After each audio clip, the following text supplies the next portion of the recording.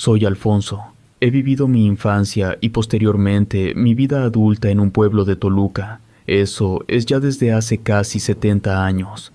En la época en que corría mi infancia, este pueblo era tan poco habitado que podía haber hectáreas entre una casa y otra. Era un lugar bello, pequeños ríos que atravesaban los terrenos y patios de las viviendas. Había muchos árboles, magueyes y arbustos por todos lados, además de los enormes sembradíos de maíz. Era muy común escuchar decir a los ancianos que siempre que hubiera tanta vegetación, era probable que habitaran ahí brujas. Muy cerca de mi casa había un río que los pobladores habían redirigido hacia varios de sus sembradíos. En el preciso lugar en donde los constructores dividieron el río en unos cuantos ríos para el riego, se construyó una especie de puente que abarcaba muchos metros. Este funcionaba como tubería y al mismo tiempo permitía que las personas atravesaran el río fácilmente, lo que antes era muy complicado, sobre todo en época lluviosa, pues el río se desbordaba y sus aguas corrían con tanta velocidad que se contaba que la corriente ya se había llevado gallinas, perros y hasta vacas, sin que alguien pudiera salvarlas ni volverlas a ver. Este puente estaba rodeado de palmas que habían resistido las corrientes y fuertes lluvias. Su interior, la parte debajo del puente que tenía contacto con el agua y la dirigía a distintos lugares, se convirtió en un nido de animales pequeños a los que les gustaba la oscuridad y humedad, como sapos, serpientes e insectos, y también se llenó de maleza que rápidamente creció hasta casi cubrir por completo el agujero debajo del puente. En época de lluvias, toda la orilla del río se llenó de pasto y flores, que día tras día crecían y hacían parecer al río mucho más delgado de lo que en realidad era. Para todos los niños que vivíamos en la zona, este puente era la mayor diversión, al ser un poblado tan pobre, en donde el juguete más elaborado que podíamos tener era un aro formado por la vara de árbol más grande que pudiéramos encontrar, atada en sus extremos con cualquier pedazo de trapo, que empujábamos con otra vara para hacerlo girar y avanzar para correr tras de él. Nos reuníamos alrededor de 12 niños. Entre ellos estaban mis 3 hermanos y los vecinos de las casas más cercanas. Cada día todos llevábamos cualquier objeto que hubiéramos encontrado en nuestras casas o en el camino, con lo que pudiéramos jugar. Esto incluía botes, llantas viejas, piedras grandes, muñecos sin cabeza, corcholatas y un sinfín de objetos extraños. Estábamos acostumbrados a recoger los juguetes que se nos caían en el río, antes de que llegaran a los pastos altos y maleza que se había instalado bajo el puente, pues si llegaba a ese punto podíamos despedirnos de ellos para siempre. Pero esta vez fue diferente. Las lluvias habían sido más fuertes que los años anteriores, por lo que la maleza había incluso rebasado la altura del puente y mucha de la basura y escombro que el río arrastró fue a parar debajo de él. Mientras jugábamos, uno de los niños aventó con más fuerza de lo debido nuestra rueda de varas, y ninguno de los que ahí estábamos pudimos atraparla antes de que se dirigiera al río. Cayó dentro de la corriente y comenzó a avanzar rápidamente hacia la maleza. Todos corrimos y saltamos con tal de atraparla, pero la velocidad del río nos superaba por mucho. Me eligieron para ser quien fuera a sacar de debajo del puente nuestro preciado juguete. Varios de los niños me tomaron de los brazos para ayudarme a bajar hasta la entrada del oscuro agujero. Tomé un palo que encontramos en la orilla y con él me abrí paso entre la maleza, mirando bien por todos lados para evitar a los animales que seguramente saldrían de su escondite con el movimiento de las hierbas, y al mismo tiempo examinando atentamente cada rincón para encontrar nuestro aro. Recuerdo escuchar los gritos de todos los niños animándome a encontrarlo y salir rápidamente. Éramos pequeños, todos teníamos entre 5 y 10 años. Mientras yo me adentraba cada vez más debajo del puente oscuro, tenía que agudizar más la vista, pues la luz del sol del exterior ya dejaba de entrar. Fue entonces que pude observar a varios seres con apariencia semi-humana. Sus ojos brillantes y diminutos, además de los gritos de mis amigos y hermanos, son lo último que recuerdo. Sentía que flotaba en un líquido espeso. Durante al menos 3 semanas que para mí fueron una eternidad. Despertaba y volvía a dormir debido a la fuerte temperatura que tenía. Sudaba, tenía frío, me dolía el cuerpo, pero no podía reaccionar. Los instantes en que podía estar consciente los ocupaba para intentar comprender en dónde estaba y qué me había pasado, sin tener éxito. Los brazos y piernas no me obedecían. Me costaba trabajo respirar y sentía la boca seca. No recuerdo haber probado ni un bocado en todo ese tiempo, pero tal vez haya sido obra de las alucinaciones y mi cerebro que estaba a punto de desconectarse para siempre. Tiempo después, un día como cualquiera, por fin desperté y sin saber cómo, empecé a mejorar día con día de manera casi milagrosa.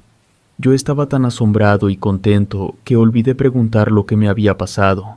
A partir de entonces, ninguno de los niños quisieron acercarse al agujero debajo del puente.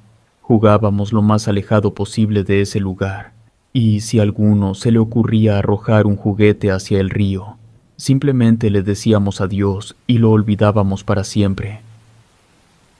Unos años después, cuando nuestra edad ya era suficiente para ser más conscientes de lo que había sucedido y podíamos contar lo ocurrido sin mentir o fantasear, mis hermanos y mi madre me preguntaron qué es lo que había pasado aquel día debajo del puente.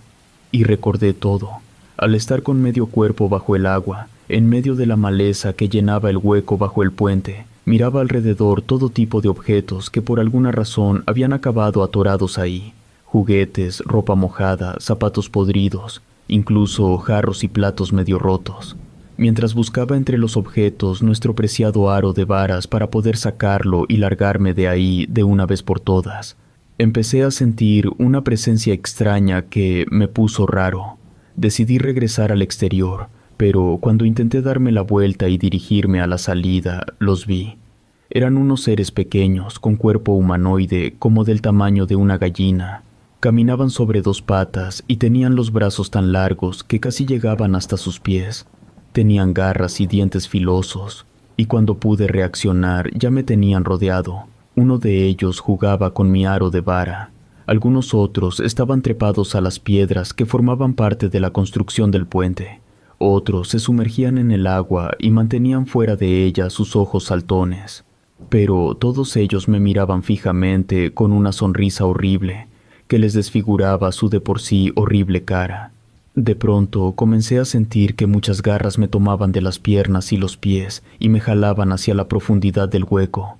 Luché con todas mis fuerzas, pero lograron derribarme al agua y yo no sabía nadar. Luchaba por respirar y seguir con vida, gritando cada vez que podía sacar la cabeza a la superficie. Ellos seguían jalándome, pero la basura y hierbas acumuladas, además de mi tamaño, les dificultaba la tarea. Fue en ese momento que, según la versión de mis hermanos, escucharon mis gritos aterrados. Se armaron de valor mientras otros niños corrían de vuelta a sus casas temerosos de meterse en problemas. Se ayudaron unos a los otros a bajar por el río y meterse al agujero, y me vieron ya desmayado. Un trozo de tronco atorado impedía que el río me llevara y me perdiera para siempre. Rápidamente, entre los tres me tomaron por los brazos y con todo el esfuerzo que tres niños pequeños pueden hacer, me sacaron de aquel hueco. El más pequeño fue corriendo a buscar a mi madre. Gritó todo el camino, por lo que los pocos vecinos que lo escucharon se acercaron a ver lo que pasaba. Cuando por fin mi madre llegó a donde mis hermanos me tenían acostado en el piso, lloró desesperada al pensar que estaba muerto, pues mi respiración y pulso eran tan débiles que ella no los notaba.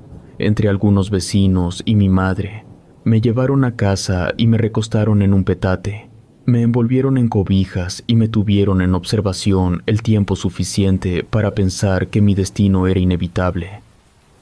Pasaron muchos días interminables. Mi cuerpo estaba irreconocible, mi rostro estaba tan hinchado que parecía que en cualquier momento la piel se iba a reventar. Tenía la piel azulada, los ojos hundidos. Estaba tan débil que no podía levantar los brazos, hablar ni abrir los ojos, mucho menos levantarme o soportar alimentos en el estómago. En ese tiempo no había ahí médicos. Lo más parecido a uno era un centro de salud comunitario que se encontraba en la capital del estado, pero siendo tan pobre, sin tener medio de transporte ni dinero, era imposible acceder a ese tipo de cuidados profesionales. Mi madre hizo lo que podía con los recursos que teníamos. Me preparaba infusiones, que es lo único que mi cuerpo aceptaba como alimento. Me ponía paños húmedos en la frente, intentando que la fiebre disminuyera. Me cambiaba de posición cada pocas horas para que pudiera estar lo más cómodo posible, y regañaba a mis hermanos si es que hacían ruidos o alboroto, para que me dejaran descansar. Ellos también ayudaban a cuidarme, pues eran aún pequeños. La preocupación se notaba en su buen comportamiento. Intentaban no pelear ni dar problemas a mi madre para que pudiera cuidar bien de mí. Se alimentaban con lo que podían y hacían los quehaceres del hogar. Incluso todo ese tiempo dejaron de ir a jugar con los otros niños. Uno de esos días, después de 3 semanas de mantenerme vivo por milagro, una mujer anciana tocó la puerta de madera de nuestra casa, preguntando si ahí había alguien muy enfermo. Mi madre preguntó cómo sabía, y la mujer le dijo que lo había sentido desde hacía varios cientos de metros. Le aseguró que me quedaba 1 o 2 días de vida si no me ayudaba inmediatamente. Mi madre, muy asustada, no se molestó en preguntar los detalles de los instintos de esta mujer.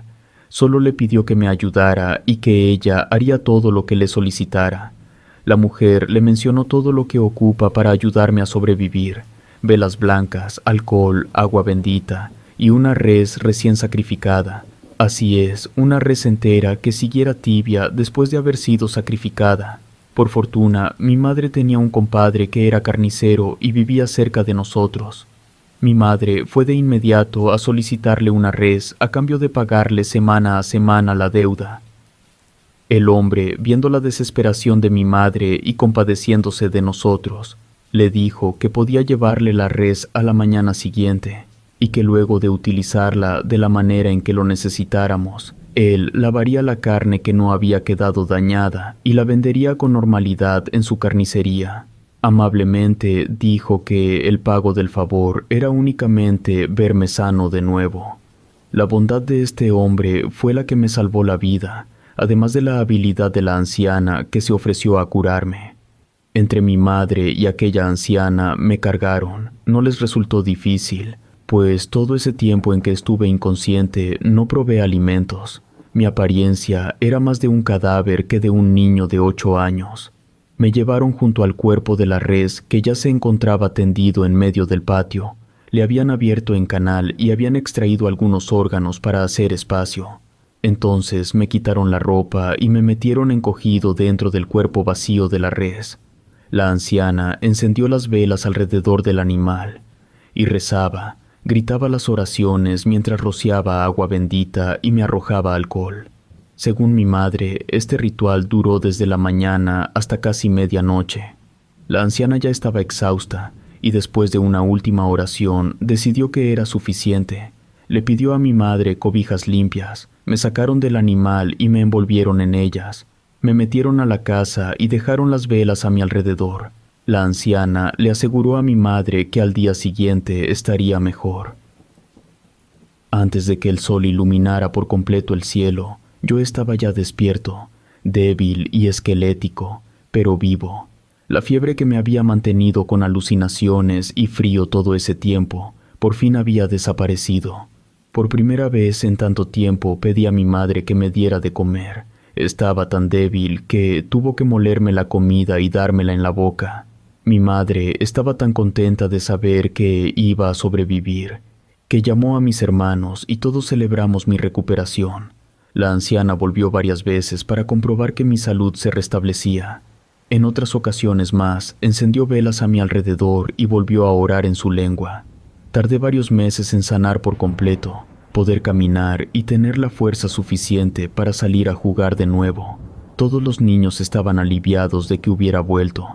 Pero aunque mi salud física mejoró, algo dentro de mí cambió para siempre.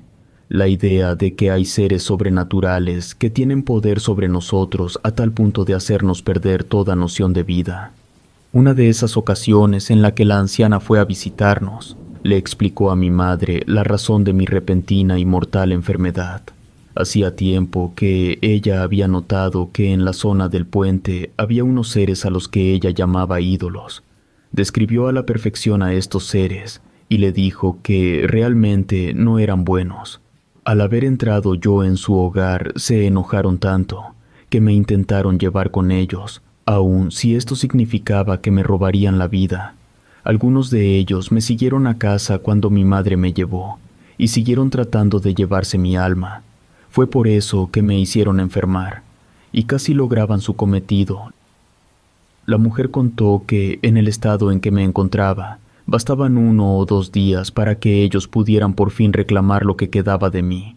De no ser por mis hermanos que fueron a sacarme de ese agujero, ellos habrían podido arrastrarme hasta las profundidades y nadie más me habría vuelto a ver. Después del ritual en donde me introdujeron en el cuerpo de la res, la anciana llevó al agujero debajo del puente frutas, una gallina, varios juguetes pequeños y unos pocos utensilios de cocina hechos de barro. También recogió las piedras más lisas que encontró en su camino. Todo lo anterior lo arrojó al río para que llegara al escondite de los ídolos. Esta ofrenda era el equivalente de suplicar a los ídolos que liberaran mi alma y me dejaran vivir. La gallina era para que dejaran de perseguir mi cuerpo y se quedaran con el del pobre animal. Al parecer, ellos entendieron y aceptaron el intercambio, pues fue al día siguiente que mi salud se restableció y comencé a mejorar. Ahora, 70 años después de esa pesadilla, al recordar el evento e intentar ser racional con todo lo que vi y lo que me sucedió, la imagen de esos seres demoníacos y horribles grabados en mis recuerdos me hacen pensar en que la naturaleza guarda muchos secretos para los humanos. La vida de todos los niños que estuvimos durante aquel juego que casi se convierte en tragedia cambió drásticamente. Aún encuentro algunos de ellos, ya tan viejos como yo, paseando por el pueblo que ha dejado de ser casi inhabitado, para convertirse en un lugar lleno de gente, negocios, casas y autos. En alguna ocasión, 2 de aquellos niños, convertidos en ancianos, mis 3 hermanos y yo, hablamos un rato sobre los recuerdos que cada uno tenía sobre ese evento de hace tantos años. Concordaron en que ninguno de ellos ha contado hasta la fecha esa historia a nadie de su familia, por miedo a recordar y a que nadie les crea y sean tomados por locos o mentirosos. Estamos aún muy conscientes de lo que aconteció ese espantoso día, de la tragedia que pudo haber resultado y de los seres diabólicos que me persiguieron por tantos días. El puente fue destruido muchos años después, cuando ya había hecho mi propia familia. Esto fue afortunado para mí. Dejó de existir el peligro de que mis hijos, al ser aún pequeños, pudieran pasar la misma suerte que yo. Las palmas que habían resistido tantas corrientes desbordadas fueron finalmente arrancadas del suelo para construir una capilla, sobre lo que alguna vez fue un fuerte río, pero que, al haberse secado casi por completo, fue entubado y convertido en aguas negras. Mientras se realizaban los trabajos de limpieza y excavación de la zona, los trabajadores encontraron un montón de objetos peculiares. Lo sé porque mi nueva vivienda familiar está ubicada a unos 30 pasos del lugar. Cada vez que mi esposa o yo circulábamos al lado del lugar de la construcción para ir al trabajo o a la tienda, podíamos observar con detalle los objetos que los trabajadores habían rescatado del agujero. Los colocaban con curiosidad en la orilla del camino, para poder examinarlo después. Algunos de los objetos que alguna vez pude observar fueron platos y jarritos pequeños, de esos que venden en los mercados para que los niños jueguen con ellos. En otra ocasión vi un par de zapatos muy curiosos, como si hubieran sido hechos a mano con trozos de cuero y tela. Eran muy pequeños para ser de un niño, pero muy grandes para ser de un muñeco. Una vez viendo por la ventana, observé a los trabajadores extrayendo un par de estatuillas talladas en piedra en forma de humanoides. Estas figurillas tenían dientes y garras afiladas, ojos muy pequeños y la representación de una sonrisa macabra. No pude más que temblar al no poder dejar de encontrarles mucho parecido a los seres que vi hace tantos años en ese agujero. Ese mismo día, al acercarme a hablar con ellos para preguntar sobre su avance y cuestiones cotidianas, consiguieron extraer con cuidado varias figuras talladas toscamente en madera ya podrida en algunos lados, que estaban incrustadas en el lodo y piedras. Tenían forma de sapo, otro parecía una gallina y otra más una vaca. Eran figuras muy pequeñas, del tamaño de la palma de la mano de un niño. Recordé que la mujer anciana y encorvada que me ayudó a sobrevivir en mi infancia le hablaba a mi madre sobre los ídolos que se alimentaban de animales pequeños como sapos, conejos, ardillas o ratas, pero que había ocasiones en que los propietarios de ganado encontraban las patas, cola o ubres de las vacas, cabras, borregos y hasta perros, con marcas de mordiscos sangrantes que a los animales les provocaban mucho dolor y comezón. Además de que, si no se trataban rápidamente, estas extrañas heridas les podían ocasionar fuertes infecciones y llegar a la muerte. Podían encontrar también aves como gallinas y pollos tirados fuera de sus gallineros, medio desplumados y mordidos, ardillas y conejos que los granjeros atribuían a perros o coyotes. Pero la anciana aseguraba que eran los ídolos que, al no encontrar comida suficiente en época de sequía, salían de sus madrigueras para buscar alimento en las áreas habitadas. La llegada de más personas en busca de un lugar tranquilo para vivir fue convirtiendo mi pueblo en un lugar en pleno crecimiento. Muchos lagos, ríos, arboledas y campos han sido destruidos por la mano del hombre, y con ello los animales y seres sobrenaturales han tenido que escapar, o tal vez solo se estén ocultando para salir en cuanto tengan hambre de comida o de almas. Relato escrito y adaptado por Andrea León.